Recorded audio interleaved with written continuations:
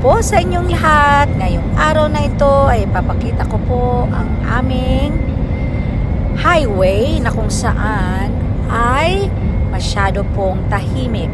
Kaya po ang aking caption sa taas ay ang boring na daan. Opo.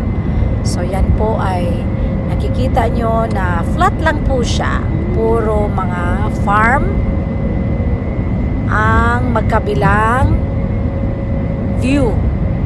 So, pero nagustuhan po namin kasi napaka-quiet po. Wala po masyadong traffic. So, this is Trans-Canada Highway going to Calgary, guys. So, yan lang po ang aking ma-share na video ngayong umaga. Maraming salamat po sa panunood at ang suporta ng aming YouTube channel. Thank you! Ingat po kayong lahat!